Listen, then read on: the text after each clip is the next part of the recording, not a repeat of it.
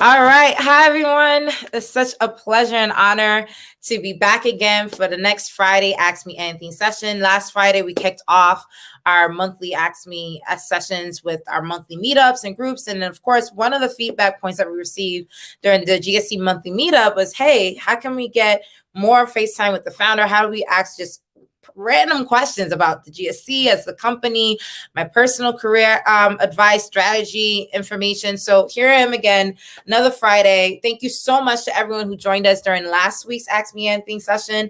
Got a lot of great questions. I mean, we talked about a lot. We talked about personal branding. We talked about career development. We talked about updates with GSC and the community. So this week, I will be answering the top 10 to 15 questions from the community. And of course, I will also entertain questions live from social media feeds as well. So if you have any live questions that you want to ask during this Friday's Ask Me Anything session, feel free to do that. Of course, this is Friday, so hopefully you're enjoying your week, and of course that you're getting ready for the weekend. So I'm going to dive right in because a lot of the questions this week were really, really good. I love some of the questions around how do we envision, future of work is going to be. There was a lot of questions around career strategy, so I'll share some top tips on that. So let me actually dive right into that, because one of the questions I got from Anelia was, how do you navigate your career in a post-digital world? How do you advise someone prepare their personal brand during these times? And I think that's a load of questions. There's a lot packed into that. There's questions about personal branding. There's questions about career development. But I want to start first with career strategy, because I think it brings up a very good point that the pandemic has really not only led to a high rise of unemployment. A lot of people are out of jobs. A lot of people don't really have a lot of access to opportunity. But if you think about it, it also gives you room to really navigate and really think about strategy-wise, what should I be planning next? Like 3 things you should ask yourself, regardless of the pandemic, but every 6 to 8 months, do I have the most relevant skill sets to operate in today's job market? Second, am I positioned to be in a position of great strength when it comes to my career over the next 5 years, next 10 years, sometimes even the next 50 years? We're living longer. So, and what I mean by the next 50 years in terms of positioning, you might have the best skill set, let's say to go into the accounting field, right? But that skill set actually needs to be positioned for the future of AI. Right. And so all about understanding what's happening. And that's really a matter of just watching trends and articles about what's happening in the global marketplace. That will help you navigate that. So 1, are you the most optimized with your skill set? 2, are you best positioned? And position is very important. And a third thing when it comes to career plan is aspirations, passion. That's when you get into, some people say it's the fluffy stuff, but I think it's a real important foundational layer to be honest with yourself and know what you really want to do. That way you could actually choose paths and avenues to get you to that destination. So those are the top 3 things I would say. Now let's get into career strategy. First and foremost, feel free to look up my TED Talk on this. I do have a TED Talk called Pattern of Small Moves, and it's all about how to navigate your career and really look at not just your passions. Like a lot of celebrities and moguls of successful proportions say that, oh, if you want to be successful in life, follow your passion. And I think that's a generic term. I think it's important that you follow your patterns in your life that showcase your actual talent, your actual passion sets, your actual capacity to really make you successful in this lifetime. So check out my 10-minute TED Talk. It's called Pattern of Small Moves. You could Google it, or you could look it up on my website or on the GSC site video YouTube page. You'll find it right there. But anyways, let's get into career strategy. One thing I would say in regards to how I navigated my career, especially the fact that, I started my career in the banking sector. I was one of the top candidates within my banking career, got promoted 3 times in 2 years. So I was really, really about it, making sales right out the gate, really loved my job. Quit to start working for tech ecosystem organizations because I really want to understand the tech and startup space, and then transition into building my own tech company out of Haiti and Dubai. That went viral, made the Forbes list from building, scaling that company. My first company is actually a Harvard Business Case Study review. And now here I am seeing another problem in that space and launch GSC, which is the global startup ecosystem, a couple years back. And here I am today as a founder of GSC, but also a thought leader and, just pretty much doing so many unique intersectionalities between future of work, tech ecosystem building, and really impacting the lives of people from emerging markets. So really, really cool crossroads. And a lot of times when I look at navigating the career, the first thing I would say is, do you actually know what's really happening? And I think a lot of people take for granted that they think they don't have enough time, but I feel like not enough people are really looking at, all right, what was I really good at in the past? And how do I attribute some of those skill sets today? Remember, I talked about positioning.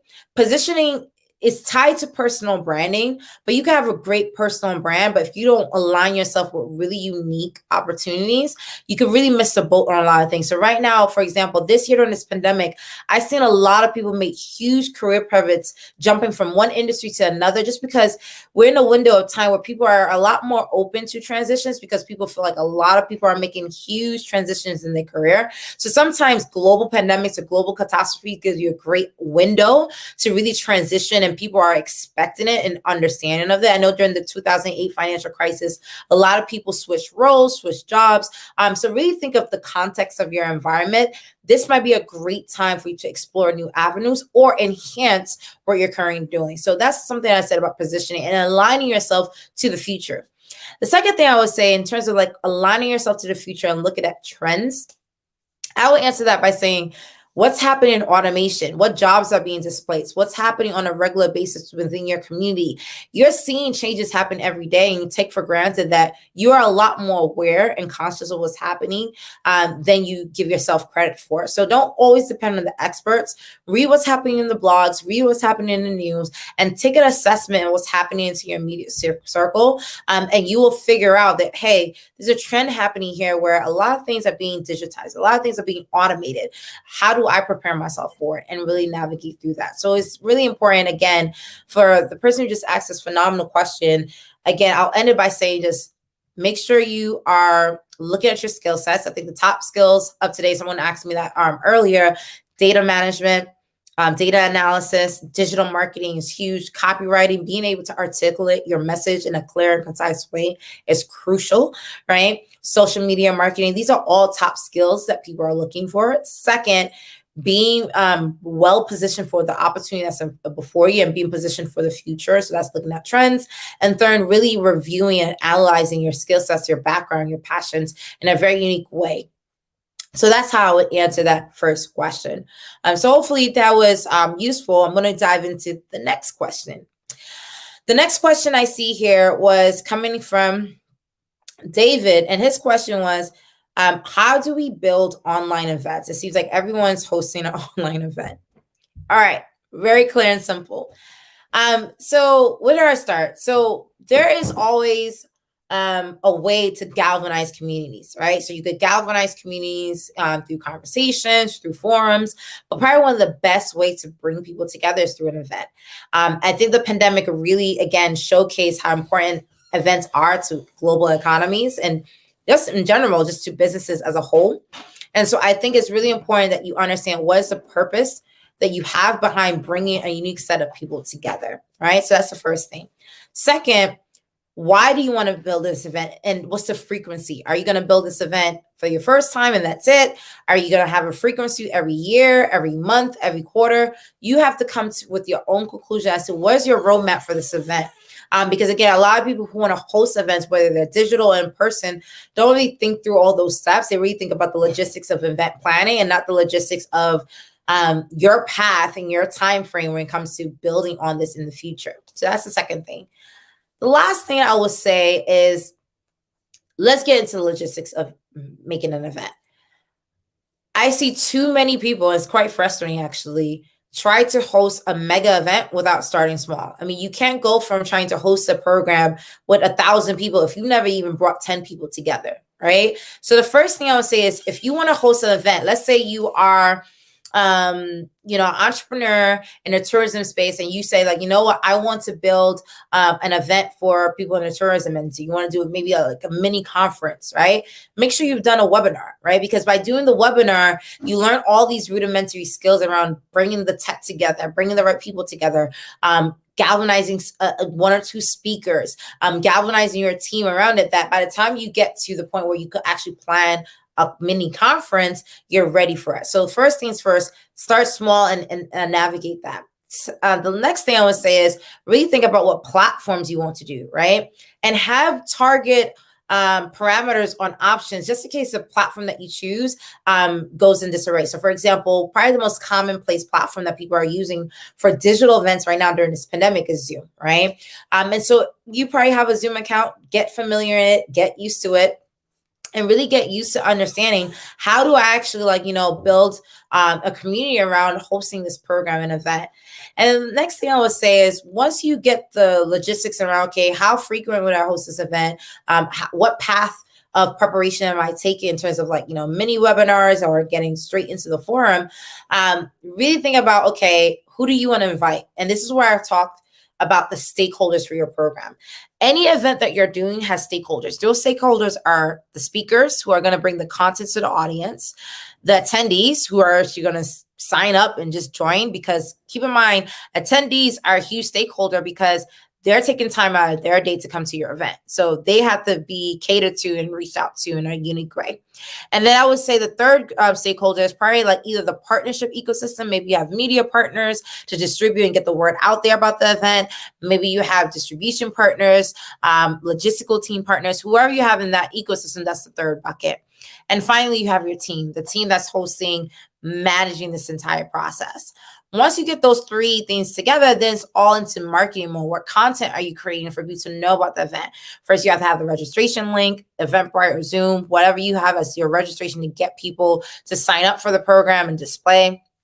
And the next thing would be essentially really think about, how do you want to distribute? And I think that's probably the hard part. And I think a lot of people always ask, how does GSC get thousands of people to come to an event? And quite frankly, we have really, really good ways of marketing and appeal to people. That's why I said one of the best skill sets you could have is learning copywriting skills, because we have a way of articulating our message, articulating our themes, articulating our agenda schedules in a way that resonate with people and incite reaction for them to say, oh, I go from passive to active by signing up for this program. So really make sure that you understand, because I think a lot of people get so caught up in the agenda and the schedule and the content and not really the title and the theme of the program. You probably should work more hours on the theme that you're going to be leading into the market about marketing your digital event than the actual content and event itself. Because again, people click on what they see first, which is the theme and the title of the event, before they go into the logistics of the details of the agenda. So make sure that you're looking out for that. And finally, I would say, how do you want to host this program? Is it going to be free? Is it going to be monetized? Are you going to sponsors? I would say that, if you're hosting an event for the first time, try to avoid trying to monetize the event. Just make it free to the public. Make it something useful to your community. Because again, the whole parameter of managing sponsors, exhibitors, and partners is another beast in itself. I could do an entire course on that. And I don't think we have time for that today. So make sure that you focus on just the logistical basis of running a smooth event, even if it's in a small way, and grow and get bigger and bigger and bigger. I actually started my first event while I was pregnant, with one of our firstborns. And literally, I started with a webinar, and then I did more webinars, and I did more Facebook Lives. And then I just kept experimenting with different ways of hosting an event, because again, I did a webinar on Zoom. I did a Facebook Live. I remember I was trying to do an Instagram Live, but I couldn't figure it out. But I kept experimenting. And the first time I had just I think less than 15 people. The next one I had more people and more people. Now if I announce an event, it's just I get thousands off the bat, right? And so it's one of those things where I took the time to just experiment and find my voice, find my connections, leverage the purpose of the program. And by doing those free sessions, I also built a community of people who really admired my efforts to add value in the ecosystem. And sometimes that's the most important thing you could do, is really think about how do you add value in your ecosystem first before trying to monetize it. I think, and this is me getting frustrated, I think people get too crazy and too quick to want to make too much an event. This is the last thing I would say. Too many people want too many things out of the events that they host. I think because we're in a time where the event industry, before there were logistical people who just run events, event management companies, and that's what they do. Now, almost every entity hosts an event, whether it's Forbes Media Magazine is hosting an event, whether it's the small business or startup company hosting an event, whether it's a corporate entity like MasterCard hosting an event.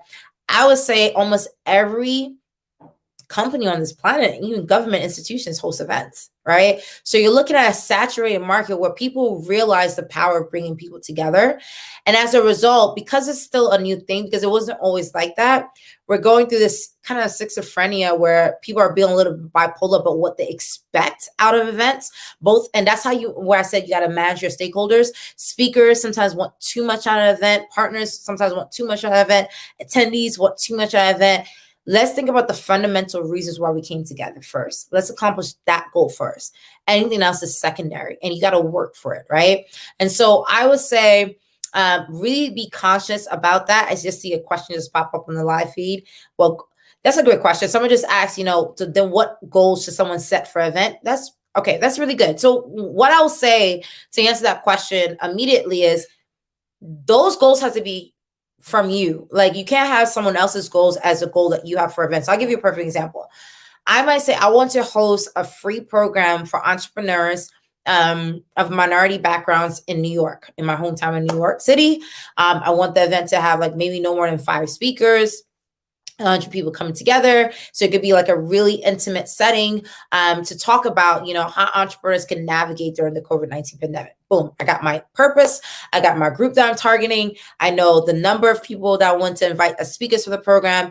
That's my rubric in terms of what I want to do. Now, a goal could be, I want to be able to increase the number of people who know about our platform at the Global Startup Ecosystem, which trains entrepreneurs and people to build entrepreneurial careers on a regular basis. So that could be one goal. A second goal might be, I want to be able to attract potential clients who want to pay us to host programs like this for other entrepreneurs in the ecosystem. Okay, so that's my second goal. And my third might be, and keep in mind, not all goals need to be accomplished. It could be one. But the point is, I'm giving you examples of what goals I might have for a free program that I'm hosting for my community. The third goal could be, I just want to test out certain content so that way when we build our next training academy program, I know this is the right content that the audience of this free program really admired. Maybe I have 10 agenda topics and they only like 8 out of the 10. So those 8 topics are the ones I'm going to use for my future programming.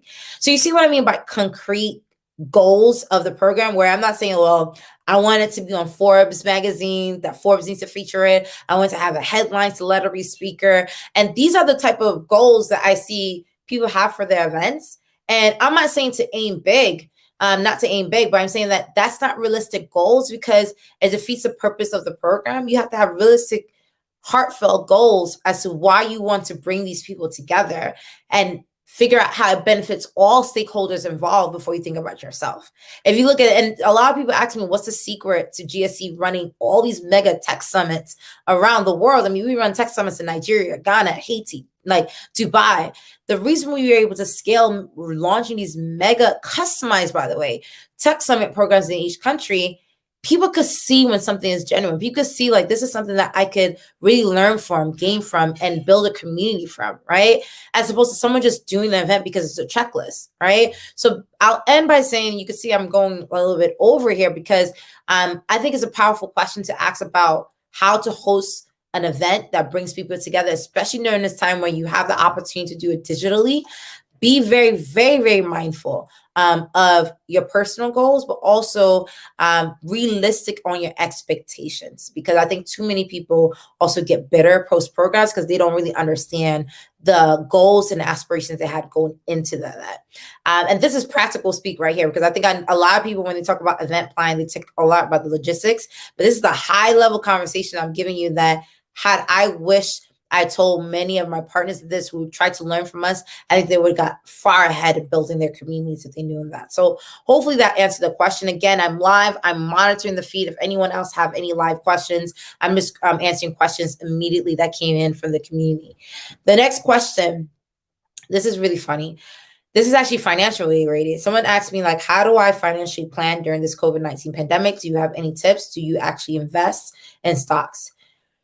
Where do I even begin for this? So one thing I would say is, I think I mentioned this during the last Ask Me Anything session. When it comes to financial planning or any planning in general, please do not wait till you see something on the news to be surprised about something that's just happened. Like, you literally need to scenario plan internally within your family before you make plans on what's happened. So I'll give you a perfect example. During the COVID-19 pandemic, that year we made best case scenario of how the year will look at, both from a financial point of view as a business, but also from a personal point of view, mid case scenario, and worst case scenario. So by the time the pandemic was happening, we already did our 3 scenario planning. So anything that came up in the news didn't change for us. Same thing happened this year, by the way. I think a lot of people during this year for 2020 is like, oh, things will get better by February or by January. People thought 2020 was a thing. And here we are. We're almost halfway through the year, guys. Like, in 2 weeks, we're going to hit June, right? So we're almost halfway through the year. And things haven't really changed much in terms of like the COVID-19 pandemic. And so when it comes to financial planning, again, expect everything that could come your way, because you plan out the scenarios and you planned out the action steps that you're going to execute on every scenario. So I'll give you a perfect example of how we did in our household. So we did best case scenario, best case scenario. Pandemic ends by January 2021. Things go back to normal. We can open the offices again. The team comes back. We can host programs. Our clients will come back on a rapid scale. Business is going to go good. Everyone's going to rebound. This is my expectation. Best case scenario for my family, that the kids won't have to be, learning from home anymore. They could go back to school. We can start letting them having their lessons again and seeing their friends. All right, best case scenario. Mid-case scenario, it actually takes a little bit longer. Maybe that base case scenario by July 1st, midway through the year, things start to really adjust. So I have 6 months that I have to adjust, like kind of the same plan that I did for 2020 to adjust, and finally go full ham July, midway through the year. Okay. Worst case scenario, the entire year is shot. What I mean by that, the entire year is shot, where we probably have a financial recession hit again, where, inflation goes through the roof, the prices of things go higher. Our clients are saying like, hey, like, we don't have the budgets to do that. We lose a couple more clients or something like that to that effect. And from a personal side, it gets a little bit harder to manage all the kids, doing schooling from home. Mind you, I have 3 kids with my husband, right? So all these different things, worst case scenario. So because we plan out all 3 scenarios, you say, okay, this is what we're going to do for each one. And we write out, these are the people that we're going to work with. This is how we're going to go shopping. So we start, looking for like really good deals online. This is how we're going to prepare clients. So we're doing, let's do, monthly partner trainings where we're teaching our clients what's to come. So that way they're not hit with shock. So that way they can still continue being our clients. There's so many different ways and action items that we put in each case scenario. So that way it's not a financial shock if anything happens. I'm not waiting until I see something on CNN to really act on what I see, if that makes sense. And so the most important thing I would say for that is do the scenario planning. Finally, to your point about whether we invest, yes, my husband especially, and he's really good at investment. I mean, he actually used investment money to pay through college. So he's really, really good at stocks and trading, and really, really good at looking at investment avenues from the property side, investment side, all of the above. And one thing that he says is like, really not acting on an emotion. I know he does a lot of investments where put it and quit it. Like, just don't look at it. Right. They always say, like, when it comes to investment and financial planning, really get to the point where you put money away, you don't look at it.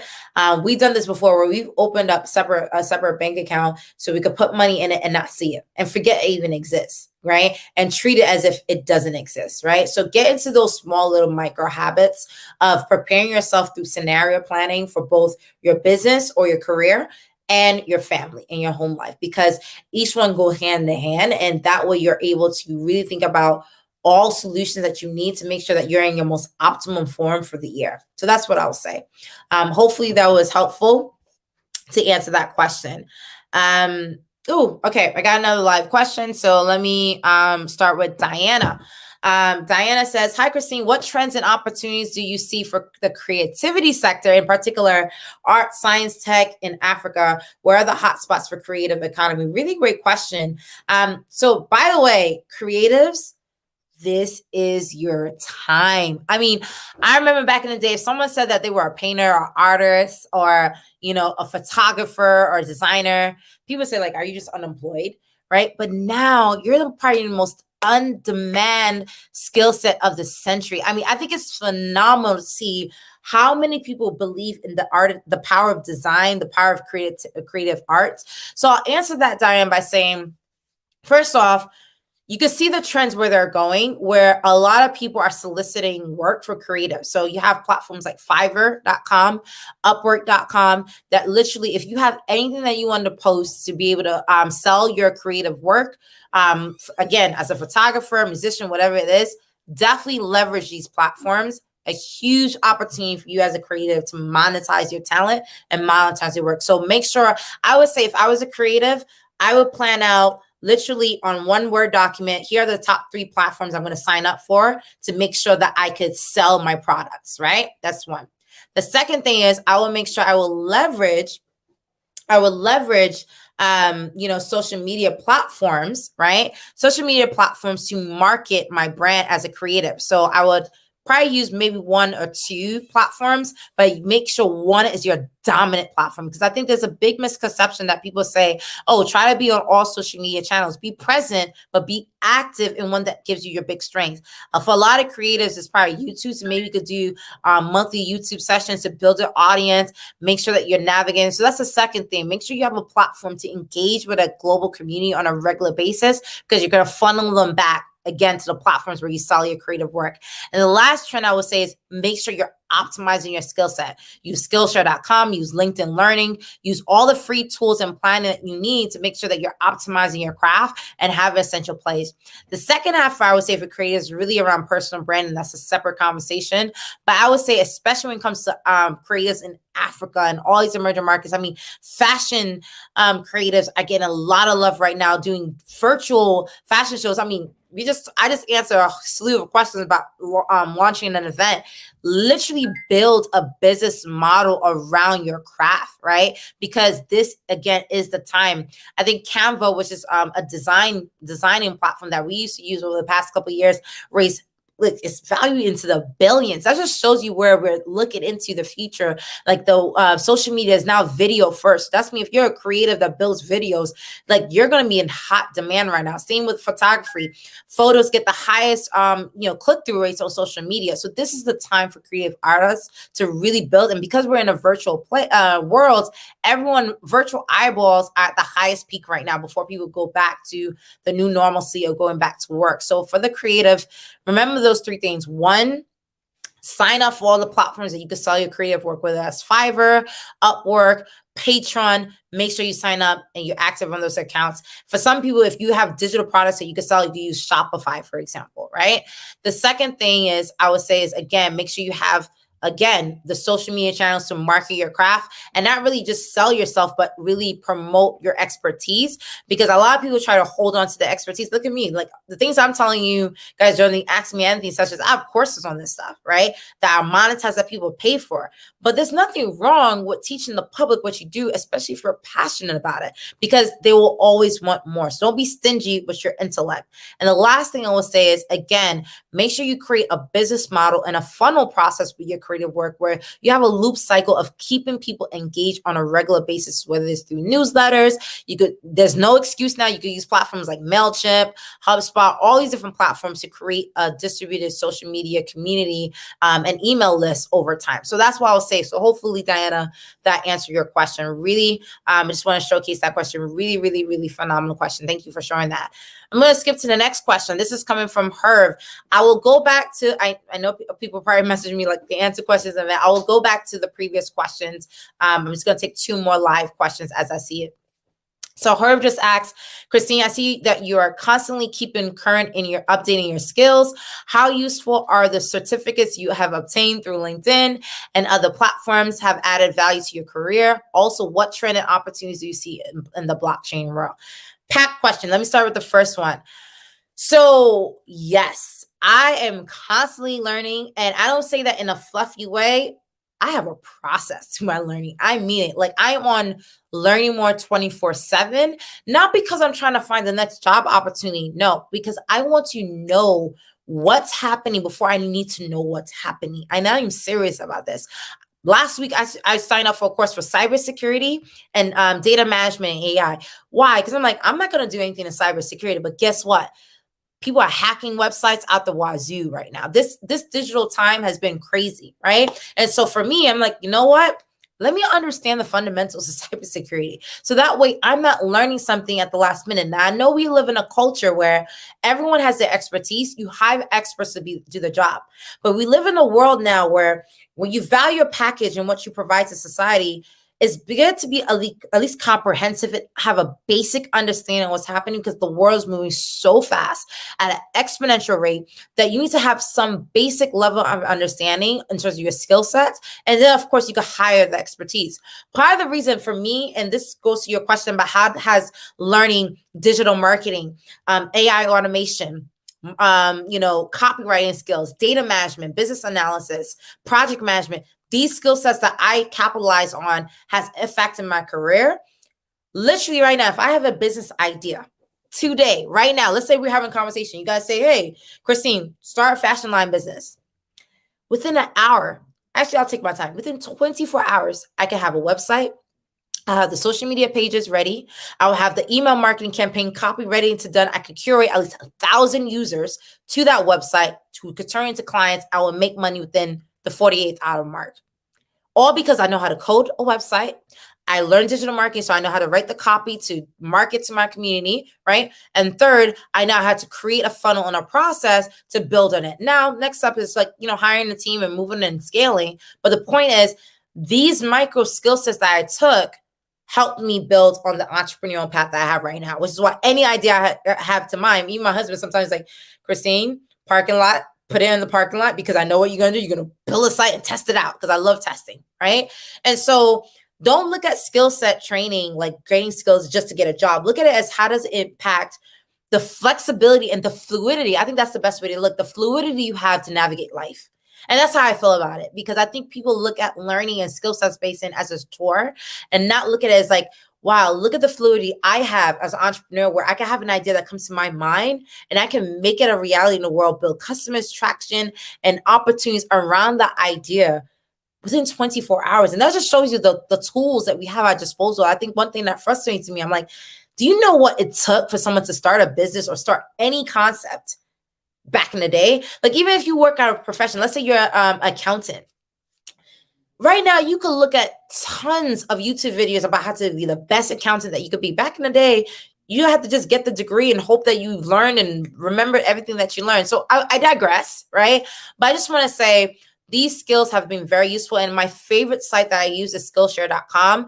The only reason why I like Skillshare.com is because people are very practical, where they literally say, this is how I learned. It may not be the best way for you to learn, but this is how I learned it. And this is how I applied it, right? Whereas a lot of sometimes LinkedIn Learning, which is still a great platform that I use, is more theoretical. It's teaching you the fundamentals, but it don't show you how to apply it, right? So you got to look at websites that give you both the theory and the application, because you can learn something. It's like learning a new language, but if you don't speak it, what's the point, right?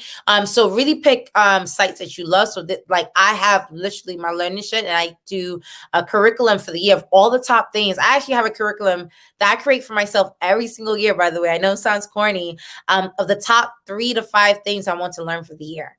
And I have mine for this year, right? And I look back on that document like, whoa, in like 5 years, 10 years, I've learned a lot, right? And so have that mindset is really, really important. And I do post it on my LinkedIn, because LinkedIn is like, living resume document to showcase your career development, and learning is a part of that. So hopefully that answered the first part of your question. And then the second question that I think Herb just asked here is also, what trend and opportunity do you see in the blockchain world? And whoa, is it the time for blockchain? By the way, disclaimer, we are the hosts of the Blockchain Tech Summit that we've been hosting since, I believe, 2017 into 2018, but we really scaled it over the past couple of years. So if you want to sign up for the next Blockchain Tech Summit event, where we have leaders and influencers from all over the blockchain community space, sign up at globalstartupecosystem.com. So now I made that disclaimer. this is such a crazy time. I think, right now, especially with, this fluctuation around the future of digital currency, I think, we are going to experience high inflation. I mean, just reality. I mean, we're printing dollars like it's nobody's business in America. And, even the UK, all these schemes to keep business afloat while they're giving us temporary and immediate solutions that small businesses and SMEs do need, right? It's still, the reality is we're going to pay the repercussions of that over the next couple months. So because of that, people are redefining the value of currencies in general. So this is the window that you would think about, when it comes to digital, currencies like Bitcoin, Ethereum are soaring through the roof. Ethereum actually just recently surpassed its highest mark since it's been in existence, surpassing even Bitcoin just last week, because people are also trying to diversify their portfolio beyond Bitcoin, right? So it's really a big deal. And blockchain as a technology, what I'm excited about is that people are applying blockchain not just to the fintech space, but they're also applying it to multiple industry. I see people are applying blockchain and ledger management to real estate, to land rights, especially if you're in emerging markets.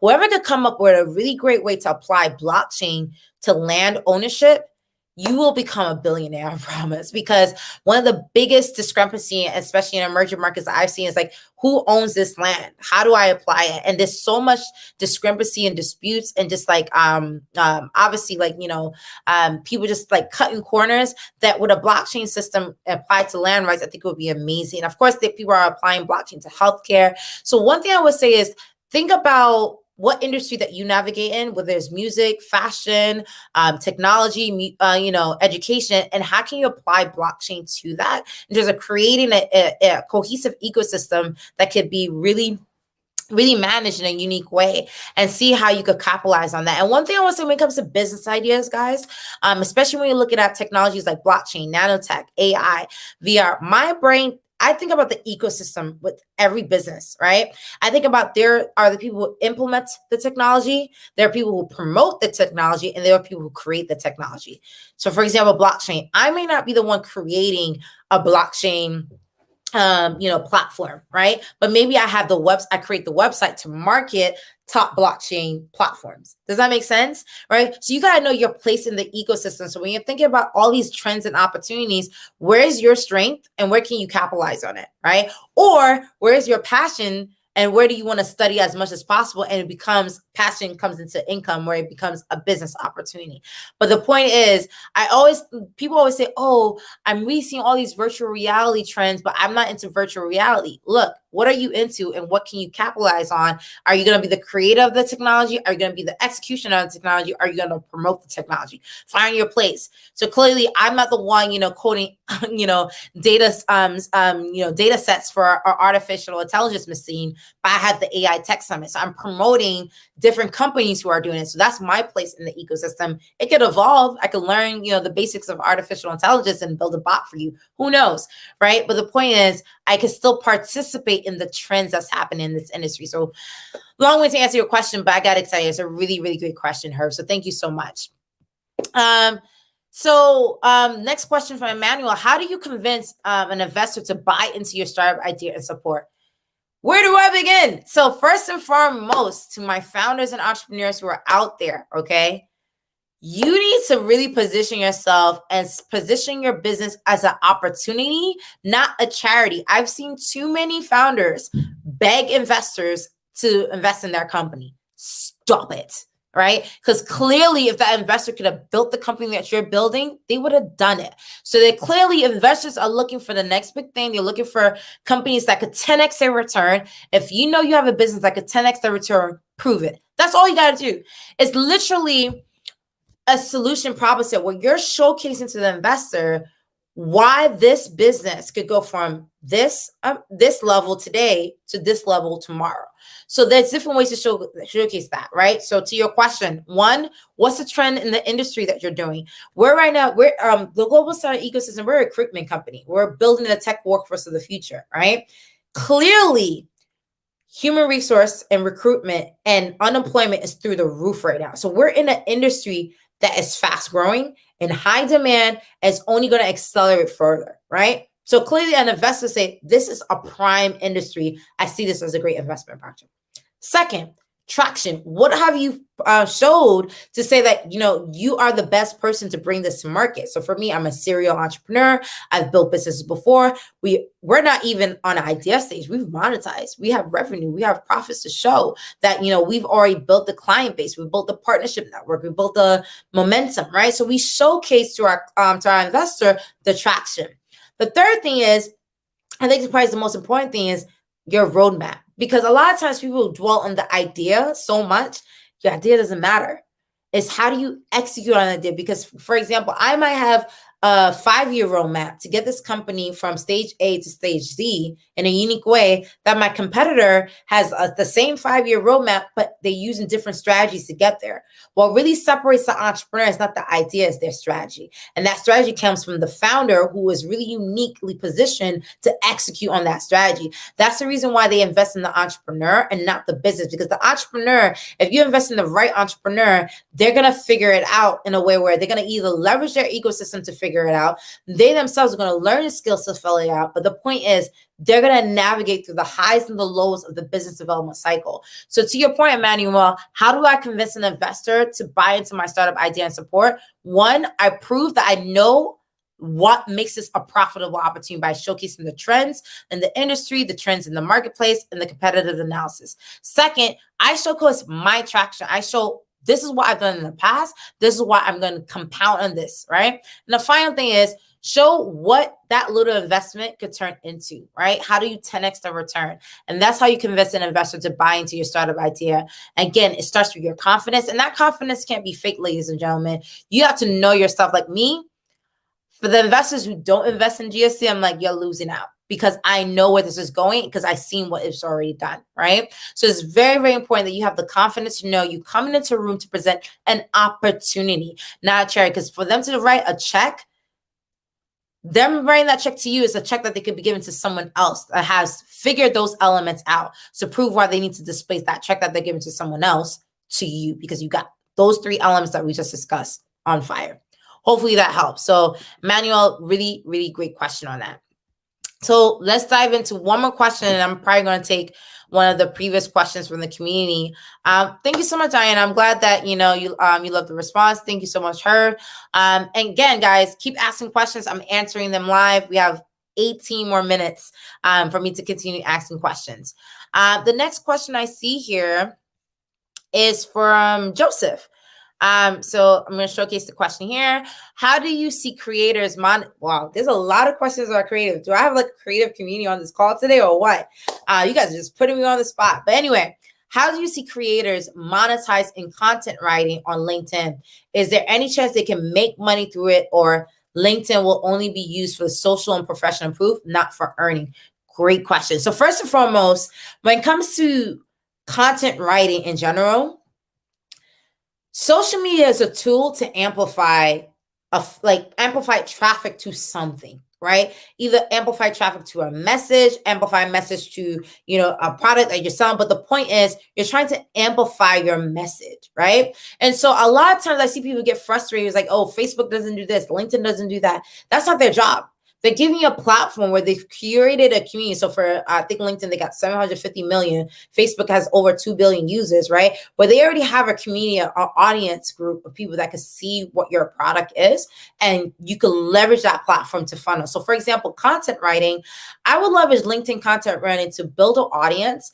And you have to have a call to action, because for example, every article I write usually has a call to action. Either the call to action is to sign up for an event that the global startup ecosystem is hosting, a program that I'm doing, or to buy a product, right? But the point is, the content itself is attracting people to provide a solution for someone's problem. So let's say I write an article about top 10 things to do to build on your personal brand, right? And at the end of that, sign up for my course. It starts next week, right? That's where the monetization comes. The monetization is not in the article. The monetization is in the call to action that takes people from the article. They love the content that they get and they want more. And that's how I monetize it. So it's all about monetization is the art of creating a business model around your product. That's what monetization is. And so have you created a product for you to make the money? And sometimes the product is the article, but the product is not the article that you wrote. The product is what you create post the article. So the product could be, I give you 3 examples. I could think of 100 because I love monetizing and creating business models. Let's say, I wrote an article about top 10 tips to build your personal brand in the digital age. People read the article on LinkedIn, 500 viewers see it. On Facebook, 100 people see it, right? But I want to monetize this article, all right? Or I want to monetize, the content I just created.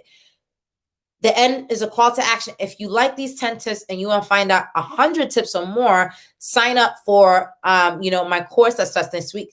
And they click onto it, and that course takes them to a series of information on my website and see, oh, it costs $500 for this course. I signed up. So 500 people viewed that article that I wrote, which is free 10 tips, right? But let's say only 2 of them purchased my course. That's $1,000 I just made on this article.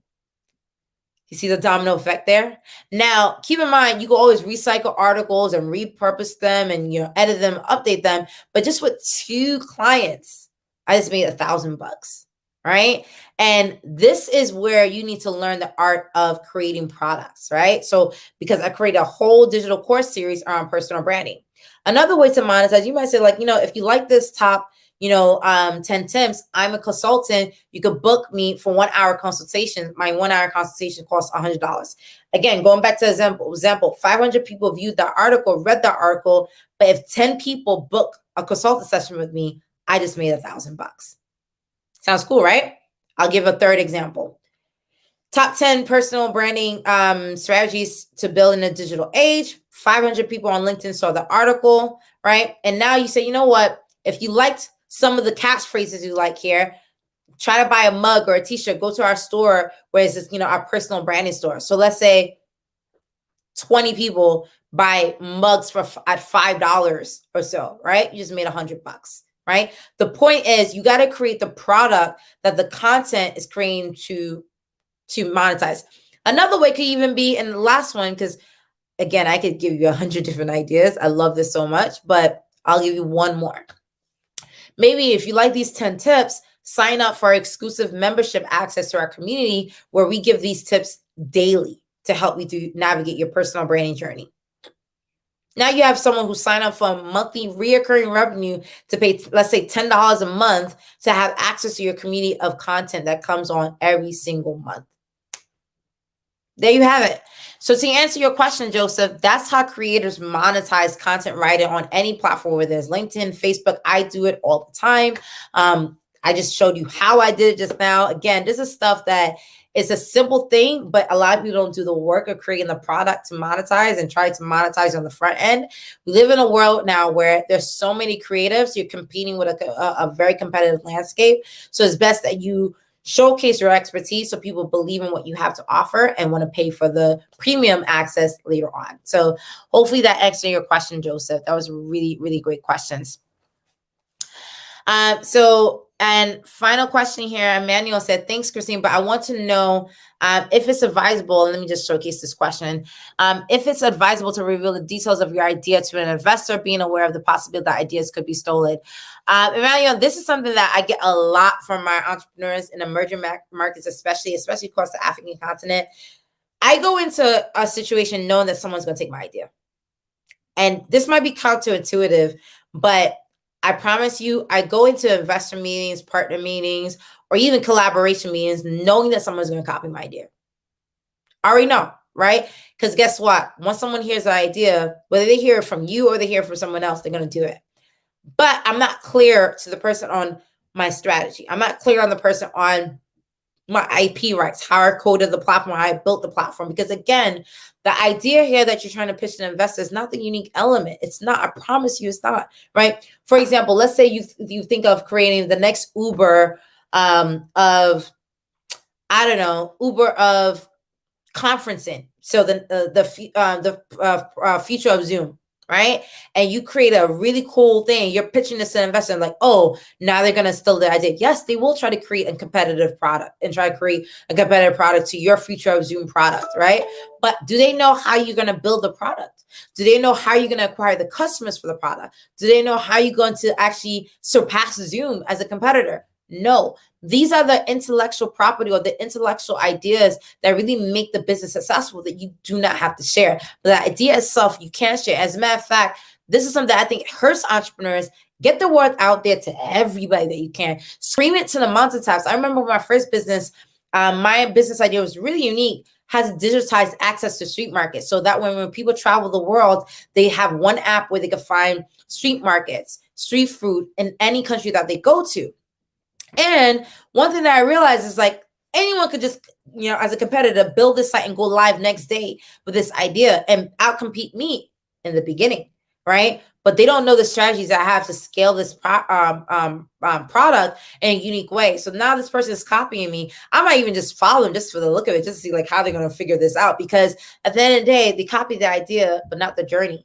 And the journey is where the strategy comes in that separates you. You don't think Elon Musk building like SpaceX, you don't think there's thousands of other companies that try to create an idea of using reusable rockets. You think Elon Musk is the first person to think of that?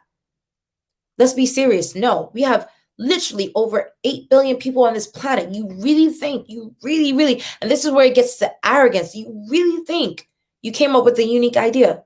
No, you did not. So don't hurt yourself and try to prevent and try to like protect this idea. Protect the IP, protect your strategy, protect your unique selling source of how you build the audience to make that idea successful. But the idea is just an idea. You spread the idea. It's kind of like what made TEDx going viral. Ideas worth spreading, right? That's their tagline. Spread the word that this is the idea that you came up with. This is the passion that you have. Because what's going to happen, the universe aligns itself where not everyone can associate this idea with you. And that's how you get resources coming to you. That's when you get ideas coming to you. That's where you get strategy and inputs so that way you could grow and build on the idea. So make sure you're copywriting and you're protecting the strategy and the uniqueness factor, not the idea. Because ideas can be replicated every single day. But no one can replicate you and your strategy and your journey as to how you can make that idea happen in the real world. That's the most important thing.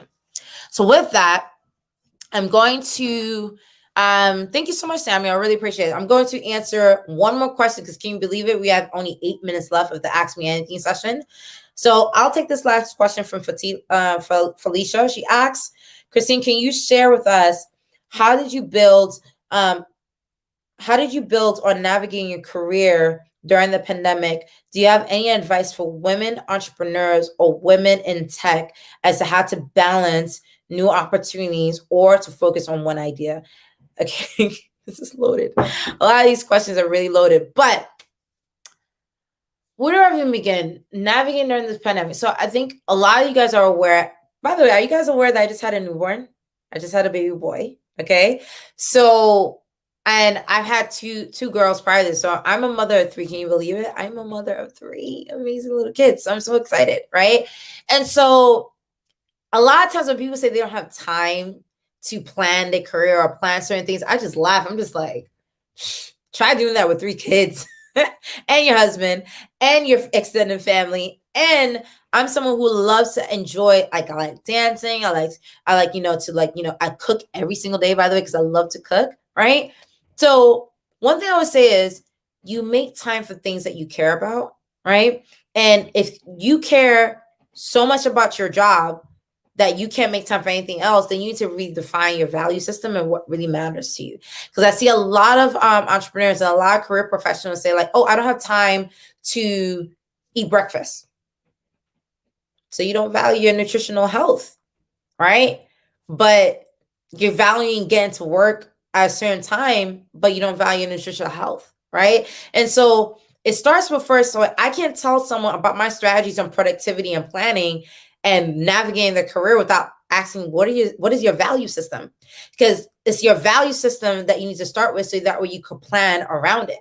So what do I mean by value system? And I think I said this last week.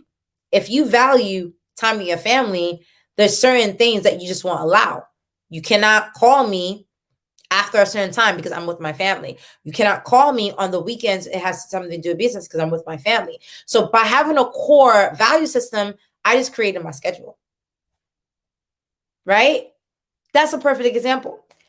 Second, I value being very focused and committed to whatever I'm doing in front of me. So as a result, I don't like multitasking on certain things. So because of that, I schedule my calls on Tuesday, Wednesday, and Thursday. I don't schedule on Monday and Friday because Monday and Friday is usually the most craziest time of my week where I'm either running errands, I'm running projects, I'm doing internal planning, roadmap scenario planning. So that's how I schedule my weekly calls, right?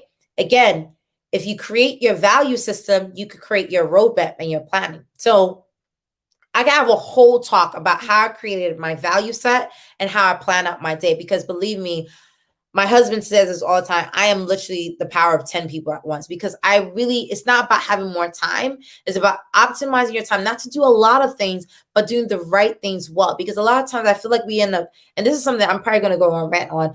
We need to stop the busy culture, right? Oh, I'm doing this. I'm doing this. I'm doing this. People are about to have like literal heart attacks and hypertension. It's bad. It's bad.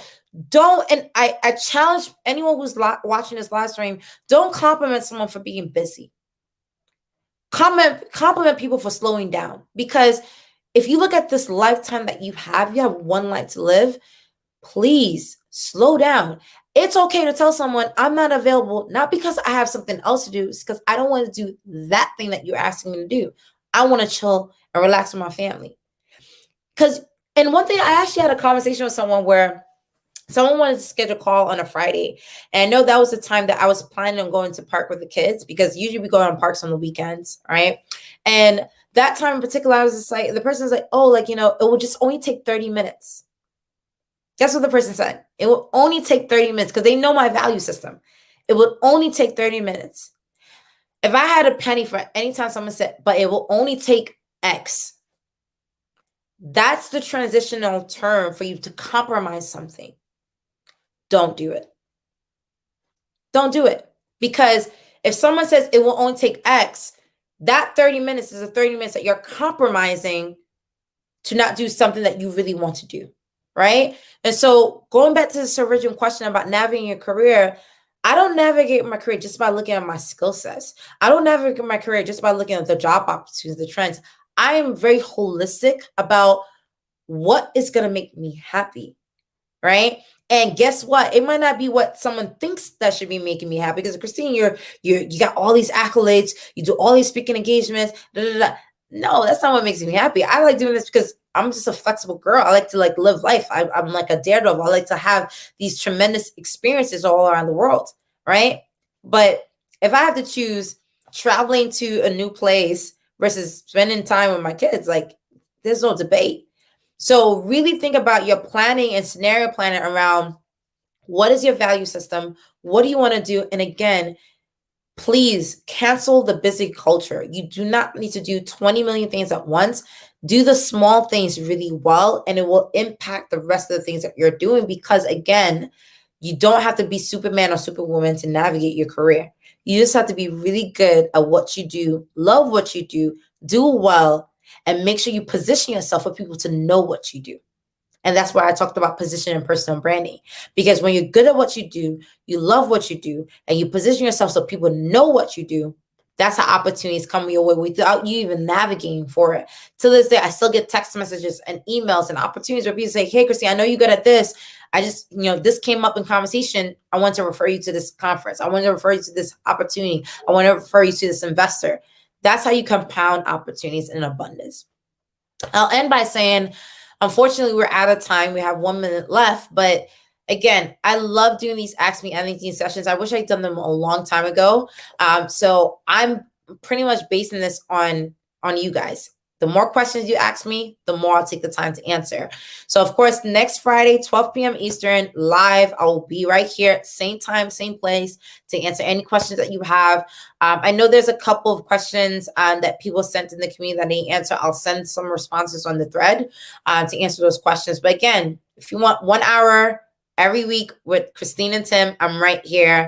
Love to answer your questions. So again, enjoy the weekend. Hopefully you enjoyed today's Ask Me Anything sessions. I know I did. Talked about a lot of things today. You guys had some really great questions and some really unique ones as at that. But again, I'm here again next Friday. So see you soon. Thank you so much. Hopefully you enjoyed this week's session. Have a great day, guys.